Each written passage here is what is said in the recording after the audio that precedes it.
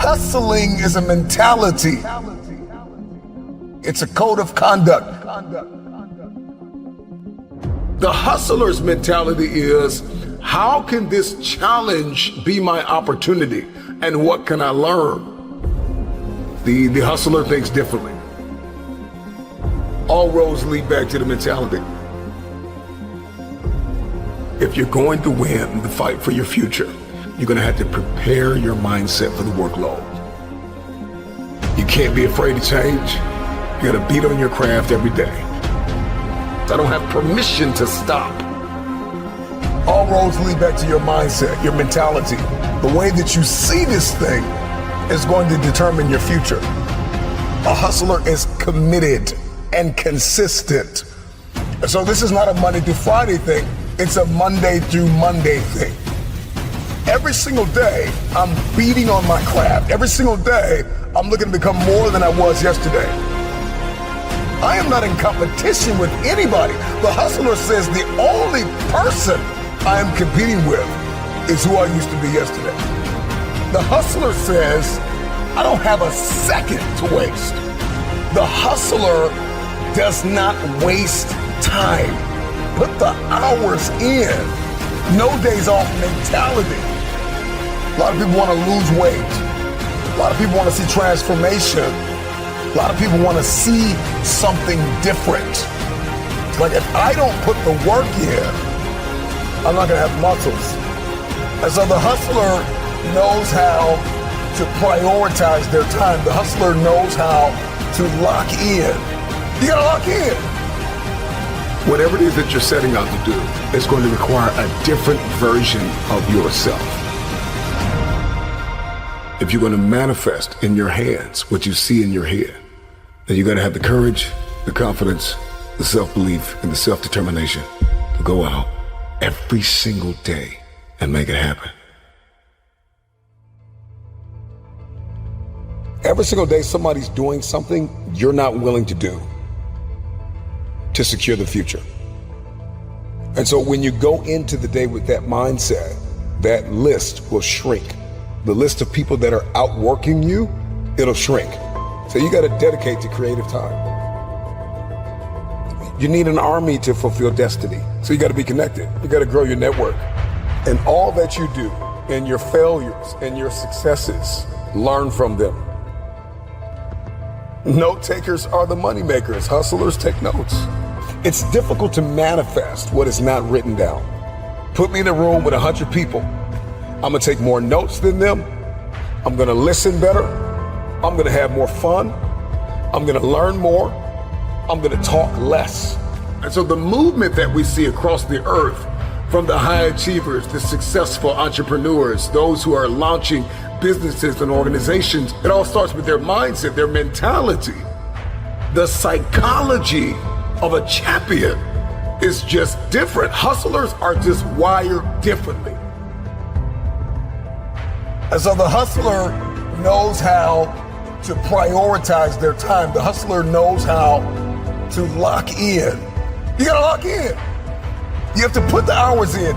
You may have to raise children, cultivate your marriage, and work your side hustle all at the same time. Everybody knows if you don't go to the gym, if you don't get on the treadmill, put the cardio in, if you don't hit the weights and lift, you're not going to walk around with the physique that you see in your head. It's going to remain a conversation, a vision, a dream. How do you manifest what you see in your head to hold it in your hand? Is that you got to have that hustler's mentality. The hustler is going to outwork everybody in the room. The hustler says, if me and you are on the treadmill, two things are going to happen. Either you're going to get off first, or I'm going to die trying to beat you. Because I'm completely sold out to the dream, the vision that I'm carrying. The difference between game changers and city shakers and the people that just talk about it, the people that just dream about it, have visions about it, fill notebooks about it. The difference between the two, number one, is that they are absolutely clear on what it is that they've been called to do and what it is they've been called to build and who it is they've been called to become. Number two, a hustler is committed and consistent. The hustler's mindset. And that if I'm going to have something, I've got to first become something. And so hustling can't be a weekend thing, right? It can't be, I'm going to do it this Friday. I'm going to do it Monday. Okay, I'm motivated on Monday. It's a government. It's a lifestyle. This is what I do every single day. And I don't have an on and off switch. The first thing on a hustler's radar is not the opportunity, it's the mindset. Because if I get the opportunity with the wrong mindset, I won't maintain the opportunity. I'll lose it. And the hustler understands the power of retention. Okay? So the hustler eliminates distractions. The hustler says, I'm beating on my craft. The hustler says, I'm going after it. The hustler says, I can't afford to miss this moment. I can't afford to overlook this critical time, this crucial opportunity. I'm gonna give it everything I have, period. When you've got this hustler's mentality, you're not looking for a handout. You just know you have to outwork everybody in the room. You gotta put the work in after hours. You're not wasting your time being entertained. You're not wasting your time watching TV all day. You're not wasting your time complaining about what you don't have. The hustler has already come to the conclusion that if they don't have something, they have to become. So you gotta prepare your mindset for what it is that you're going after. If you have to listen to this 1,000 times, understand how hustlers are wired, the psychology of a champion. Just keep moving, keep hustling, keep grinding until you no longer have to introduce yourself. The day could be today that your career is over. Now what do you do? I said, I better get to work. Rest at the end, not in the middle. And that's something I always live by. I'm not gonna rest, I'm gonna keep on pushing now. There are a lot of answers that I don't have, even questions that I don't have. But I'm just gonna keep going. I'm just gonna keep going, and I'll figure these things out as you go, right? And you just continue to build that way. So I try to live by that all the time. Have a dream, sacrifice for it, and never ever rest in the middle. And I came into the NBA, I was like, man, these dudes really don't work that hard. One of the things I would do is while everybody would be at the cafeteria work, eating and doing all sort of stuff, I just go back to the job. I just go back to the job. How can I show you that, no, I have the edge? Well, you do it through training, right? So when I get up in the morning, my daughter goes with me. 4 a.m.? 4 a.m. My 15-year-old goes with me. She goes with me before school, and it becomes a daddy-daughter thing. That's cool. Through that process, she understands the value of hard work. And so it's through those behaviors is where I find the motivation to do it. I think the definition of greatness is to inspire the people next to you. I think that's what greatness is or should be. It's not something that lives and dies with one person. It's how can you inspire a person to then in turn inspire another person that then inspires another person. And that's how you create something that I think lasts forever. It's not sit around and it's all happy-go-lucky type of thing. If you're a leader, your job is to get the best out of it. You gotta deal with it, face it, learn from it. It's exciting when you win, it's exciting when you lose, because the process should be exactly the same. But the hardest thing is to face that stuff. But what if today is the day that's it? Now what do you do?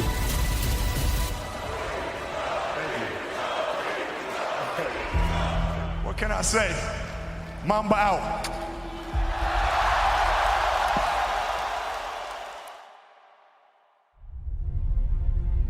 My parents were great.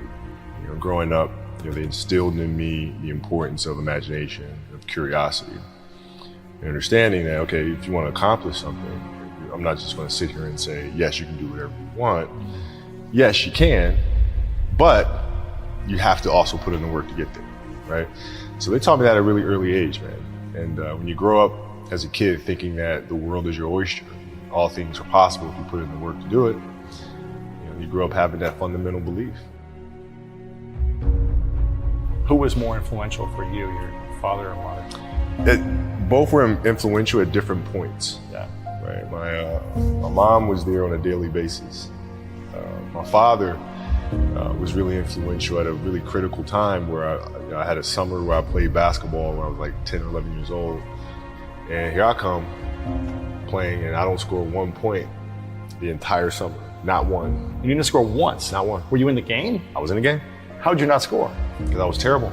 Not a free throw, nothing. Not a lucky shot, not a breakaway layup, 0 points. And I remember crying about it, being upset about it. My father just gave me a hug and said, listen, whether you score 0 or score 60, I'm gonna love you no matter what. Wow. Now that is the most important thing that you can say to a child. Because from there, I was like, okay, that gives me all the confidence in the world to fail. I have the security there. But to hell with that, I'm scoring 60. Let's go. Right. And from there, I just went to work. I stayed with it. I kept practicing. I think that's when the idea of understanding a long-term view became important. Because I wasn't going to catch these kids in a week. I wasn't going to catch them in a year. Right? So that's when I sat down and said, okay, this is going to take some thought. All right, what do I want to work on first? All right, shooting. All right, let's knock this out. Let's focus on this. Half a year, 6 months, do nothing but shoot. All right, after that, all right, creating your own shot. You focus. So I started creating a menu of things. When I came back the next summer, I was a little bit better. And then 14 came around, back half of 13, 14 years old, and then I was just killing everyone.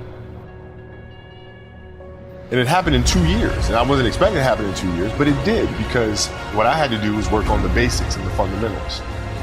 But they relied on their athleticism and their natural ability.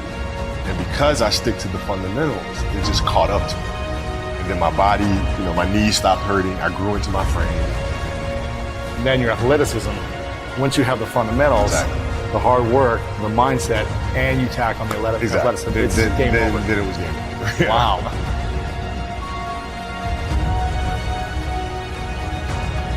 Love of the game, the challenge. Like I would watch Magic play, I'd watch Michael play, and I would see them do these unbelievable things, and I'd say, can I get to that level? I don't know, but let's find out. And so that curiosity to see where I could push this thing led me down that path, I think. With the 13th pick in the 1996 NBA Draft, the Charlotte Hornets select Kobe Bryant from Lower Merion High School in Pennsylvania. Greatness lies ahead for this young man. Well, I learned that you have to work hard and you have to approach the game with a serious mindset. There was a stretch in 2003 where Shaq was out with an injury. And Phil called me up to his office and said, okay, we need you to really turn on the afterburners and start scoring the ball if we have to win. So I did, and I wound up scoring, I think it was 9 straight games for 40 plus points. 9 straight. 9 straight games. And then Shaq comes back, his second to last game of that. And then Phil calls me up to his office and says, Kobe, okay, I need you to dial it back. I'm like, why? Like, we're winning. I don't understand. It's because our goal is to win a championship. But if you continue to do this, we'll lose Shaq. We'll lose him. His motivation, his excitement. What triggers him, right? So I need you to pull back so we can pull Shaq forward for June. Wow. I mean, that was the big challenge, is you move from, being the single dominant player to understanding, okay, I have to help these other guys. How do I lift everyone else up? It's tough. It's more like you put yourself to the side and you put yourself in their shoes and understand what they're feeling. And then you have to make certain decisions of, okay, what buttons do I need to push for this player to get them to the next level? So it's not sit around and it's all happy-go-lucky time. The leader, your job is to get the best out of them, even if they may not like it at that time. He was very demanding because he expected everyone to put in the same effort as he was, and that was unrealistic. You're not behind me, you're not in front of me, you're right there parallel with me. Practice was very competitive right away. You know how Kobe is. We was jawing, we had it going sometimes. He didn't let me slip a lot. Times where get ejected or about to get a technical foul or going off the deep end, he would be there to, set me straight a lot, which helped me out a lot. So we get in the timeout, and he's like, hey, hey, I'm open. I'm like, okay. And so we go out and same thing, hey, I'm open. Okay. You know, come back in, hey, dude, you got to throw me the ball. I said, man, fuck that. Get it off the rebound if I miss, bro. Listen, I don't deal with people that don't commit at that level, but then act as if they do. The running joke, or he doesn't pass and all sort of crap. Man, that's okay, you know, but I'll take those 5 rings. I'll take 5 of them. Best in the game, the best closer, finisher, Kobe Bryant.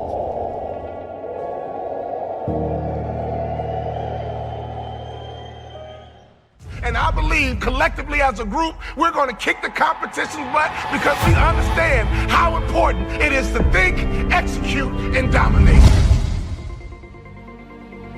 Suck it up! Get tough. Suck it up!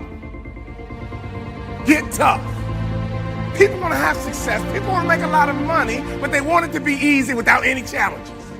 Do you think it was easy for me to become one of the top 450 basketball players in the world that you never heard of? The only way I made it to the NBA is I was fundamentally sound, I was mentally tough, and I never quit. And even when I wanted to quit, I had people in my life that would make sure I didn't quit.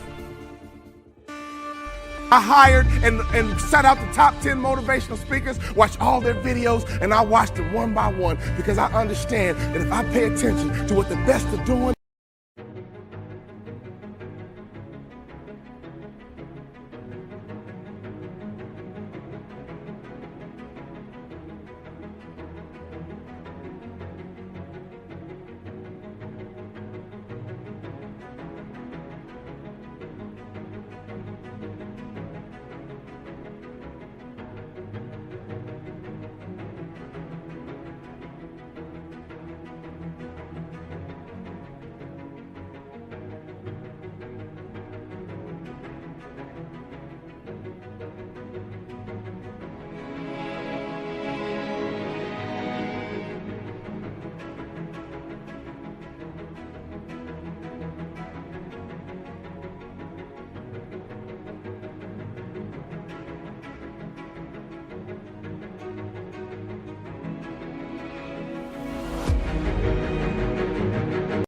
be the best too. I watched game film on Michael Jordan. No matter how much I watched, I couldn't do what Michael Jordan could do. I would watch Magic Johnson. I couldn't do what Magic Johnson would do, but I sat there and had these videos. I watched Les Brown, Zig Ziglar, Tony Robbins, but my wife was scared. I was scared. I called into my office and I said what husbands say. I said, babe, we're gonna be okay. Every month the checking account was dwindling. I said, babe, we're gonna be okay. Let's start a motivational speaking business.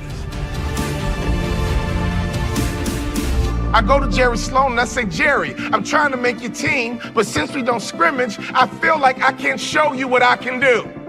Go to Corral, hear me clearly, listen to his answer, and it will unlock some mysteries as to how you become the best in the world at what you do over a long period of time. Jerry, I'm trying to make your team, but I feel like I can't show you what I can do. He says, Walter, I already know what you can do. But if you want to make my team, I suggest you listen, follow directions, and execute. Listen, follow directions, and execute. What I didn't realize, even though we didn't scrimmage in practice, throughout practice, we did drills, and he created what I call habits and rituals. Every single day, practice was the same. Every single day, we drilled on fundamentals. Every single day, we worked on habits and rituals. So even though my mind was floating, even though I was selfish and self-centered, he was conditioning me into the culture through practice of habits and rituals.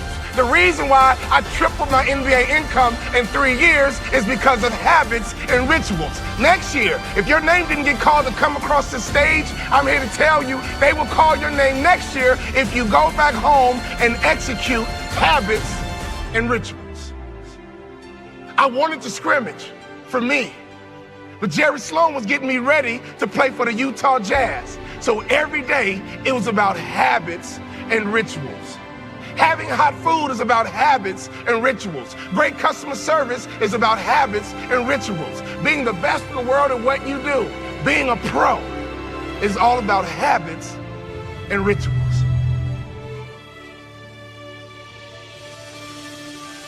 Let me tell you something. I learned a very valuable lesson when I played for the Utah Jazz. I had a point guard on my team who's arguably the best point guard in the history of the NBA. His name is John Stockton. John Stockton would go to a chiropractor 4 times a day on game day. You know what I said to myself? I'm not doing that. It doesn't take all that. John Stockton played 19 years in the NBA. I played 3. You would have thought I'd have been smart enough to watch a Hall of Famer and just shut my mouth, hop in the car, and go with them. No! My mind said, yeah, it doesn't take all that. And I would tease him. Man, John Stockton, you OCD or something? Why are you going to a chiropractor 4 times a day? He swore by his chiropractor. That man played point guard in the NBA until he was 40 years old. And he didn't retire because he got slow. He retired because he refused to wear baggy shorts. He loved his Daisy Dukes. Every day on game day, that man would go to a chiropractor 4 times a day. And in my immature basketball mind, I would say, it doesn't take all that. I don't need to do all that. I'm an award-winning motivational speaker because now I pay attention to details. Another peak performance truth. Peak performers are detail-oriented. Embrace being the underdog. Embrace being the individual that they say cannot do it. The underdog is a person that comes out on the playing field and says, okay, I've been in this place of pain my whole life. I've gone without for so long. This is the day you make up in your mind where I will take the throne. If you are an underdog, you gotta believe against all odds. If you are an underdog, you gotta learn to close your ears to everybody. You gotta learn to close your ears to everything. You gotta learn to block out the distractions, and you gotta learn to get focused, all right? The champion is the one that never lets the sun catch them sleeping. This is what life is all about. Everyone on Super Bowl Sunday, they root for the underdog because it's something about watching the little man, the small people, the people that they say are not that talented. Watching them succeed. You must wake up every morning and pull and dig every day for that one day to show up. And don't you stop pulling. Don't you stop digging until it shows up. Because they said you can't do it. They said you don't have what it takes to make the investments. They said you don't have what it takes to lose the weight. They say you don't have what it takes to hang on to your marriage. Everybody has been counted out. Everybody has been doubted. Now watch the next time you say, forget the underdog. Because that dog has more bite than that pit bull. Keep fighting. The underdog is truly the greatest. The underdog is not a person who doesn't feel pain, doubt, and fear. The underdog is a person that turns that pain, that doubt, that fear into their fuel. It ain't no shame in thinking about quitting. It ain't no shame. It ain't no shame in getting tired. It's no shame in feeling burnt out. It's no shame. But the trick is, don't just think about it. Say to yourself, I gotta rethink it and get this thought out of my mind. Why? Because the shame is in quitting. So if you thought about it, there ain't nothing wrong with that, boo. But whatever you do, don't let that thought become a reality, all right? Everyone has been an underdog. Streams all the way back to Little League. When you were a toddler, people will look past you and believe that you didn't have what it takes.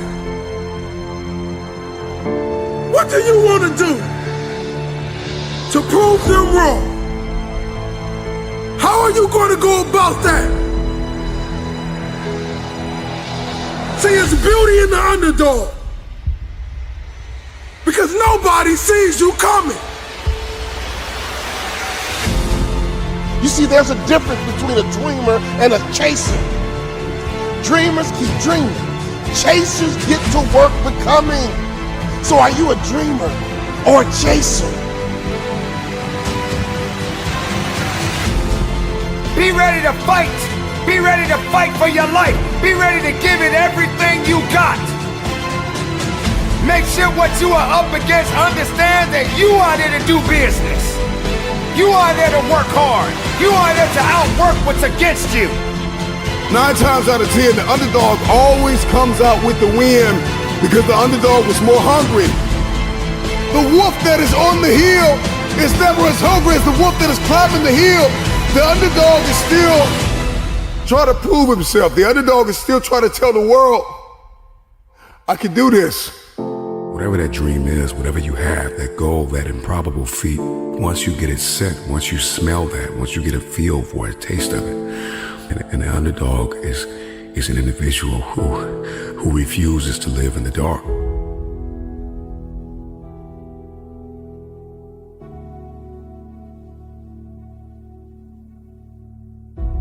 I know what it's like to be an underdog. I know what it's like to be laughed at. I know what it's like to have a dream and have no one believe in you. I know what it's like to be dumped, to be written off, and to be slept on. It sucks. It hurts. It's depressing. I'm here to tell you that you need to get over it. It means nothing. It's all in your head. The 10 words that will ruin your life are what will other people think and what will other people say. Because many of us do not admit it. But when we see the underdog win, it puts belief in us. The struggle of getting people to believe that if they put you in, you won't let them down. The struggle of making people believe that you have what it takes to get the job done. But remember, they will not see you coming as you rise, as you work every single day, tirelessly, for what you dream of. It doesn't matter who says you're not good enough. It doesn't matter if they say you're not qualified enough. The only thing that matters is that you're willing to work your behind off to change their mind frame. Underdog is just a man or a woman who has made up their mind. They are no longer going to live in their setbacks. They are no longer going to live in your reality. Your reality of me says I'm not enough. Your reality of me says I can't do this. Your reality of me says you won't finish today. My reality says all I have is all I need. I'm not living in my setback any longer. I'm moving forward. I'm coming after everything you said I couldn't have.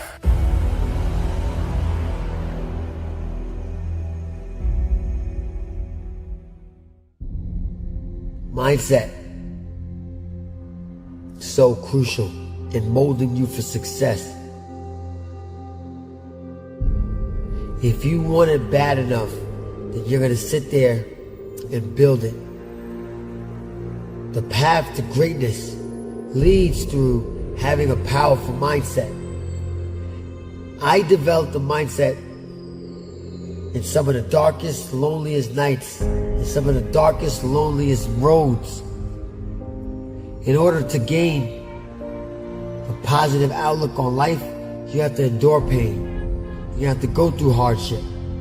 You're gonna have to sacrifice. You're gonna have to sacrifice friends. You're gonna have to sacrifice families. You're gonna have to sacrifice time in order to develop the most powerful tool on this planet, the most underutilized tool on this planet, a powerful mind. Now, if you really don't want what you're asking me for, then you don't need to take the time to develop this mindset. But if you really seek out success, then you're gonna allow your growth to grow exponentially through pain, through struggle, through hardship. The time is now. There is no more time to waste. Stop sacrificing your success based off of poisonous people who tell you you can't do this, you can't do that, because they're afraid. They're trying to throw their imperfections on you. You're not built that way. You are not built with weak values. Train like a champion. Mentality for training for gym, business, and life, all intertwined. A lot of your lessons you learn can be applied broadly and resonate in different arenas of your life. Learn from anyone willing to teach.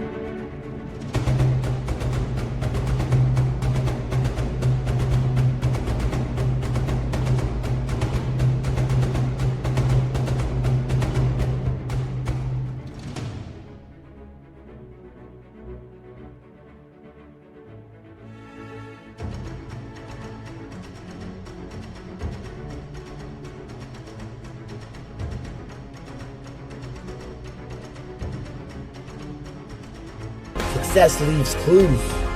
When you speak, make your words count. I can't want it for you. You have to want it for yourself. Start your day with power and know that you are enough. You are enough and you have what you need to succeed. You are enough. You're equipped for greatness. You're powerful beyond your greatest imagination. In business, sports, and life, you have to develop a championship mindset. What sets you apart from the pack. Once an obstacle confronts you, you're going to kick it down. You're going to overcome. You're going to rise. You are a champion, a warrior.